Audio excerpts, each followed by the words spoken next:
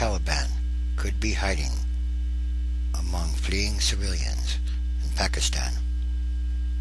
Thousands and thousands of more people streamed out of conflict areas in northeast Pakistan after the military lifted a curfew, adding to an exodus of nearly 1 million people who have fled already.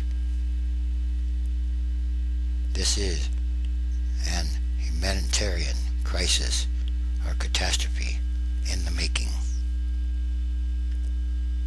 The mass migration of Pakistanis is now the largest since the country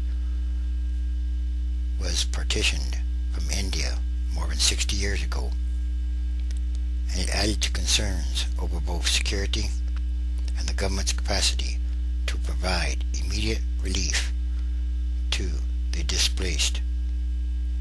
Television channels broadcast images of thousands of people flooding from the contested districts or areas. The Swat-Valley, Buner, and Lower Dir, as Pakistani forces battle Taliban insurgents for control. Many walked amid huge traffic jams, some huddled on top of buses, on the backs of trucks. Amid the growing confusion, worries grew that Taliban fighters would use the exodus to infiltrate still deeper into Pakistan and then carry out reprisal attacks.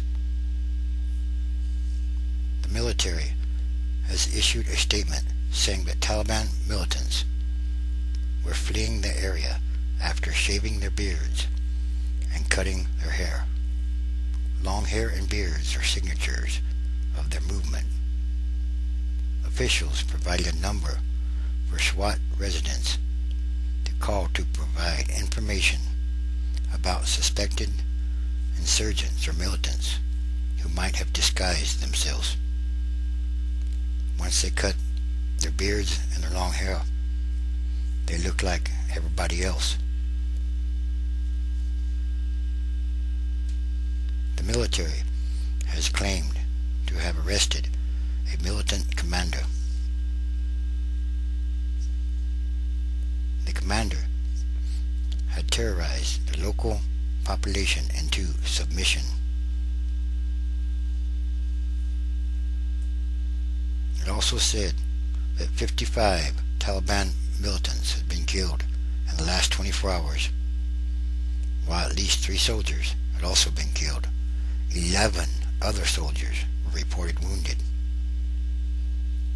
There is, of course, no way to verify the claims because the conflict areas are closed to journalists. It seems clear, however, that the military campaign continues unabated, at least for now. How much longer can it go on?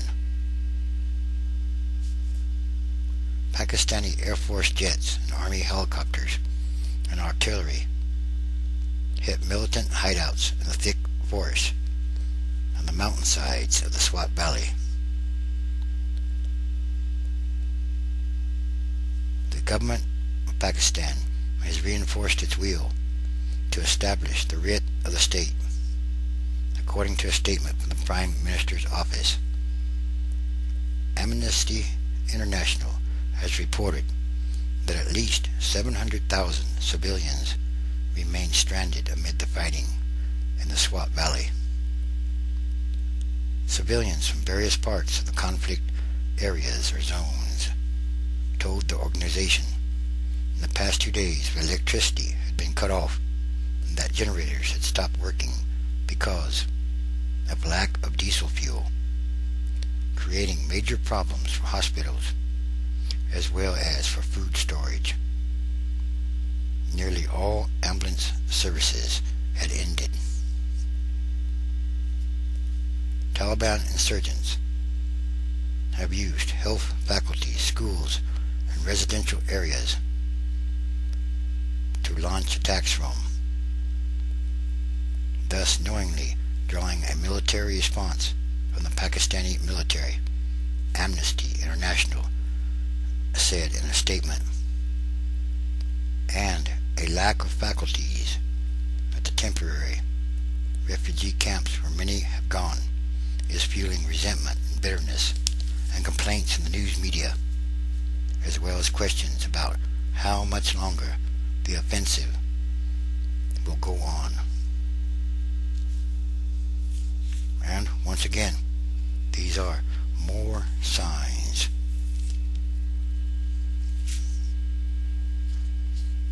A car bomb destroyed an internet cafe and tore through a bus carrying handicapped children in northwestern Pakistan on Saturday, killing at least 11 people and wounding many, many more, police have said. Violence is engulfing Pakistani territory along the Afghan border as American and Allied forces ramp up the pressure on Al-Qaeda and Taliban insurgents entrenched in the forbidding and barely governed mountains and valleys. Washington and other nations are pouring in billions and billions of dollars in aid and military assistance to prop up the pro-Western government in Pakistan, which also has sought to allay concerns that its nuclear weapons could fall into extremist hands. The car bomb devastated a street on Saturday afternoon as it was busy with shoppers and traffic.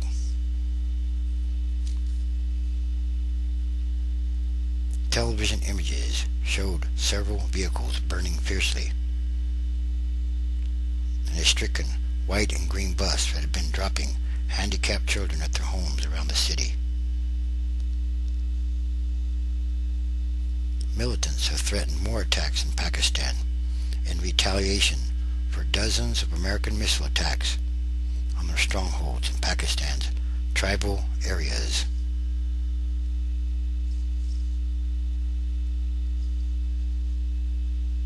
Yes, violence is increasing in Pakistan, Afghanistan, and what will be the end of all this, of all these things? How much longer will this go on? And could it end up badly for all involved? Once again, these are more signs of the end times, transition days. The transition is ongoing. It is happening now, all around the world, every day, day by day.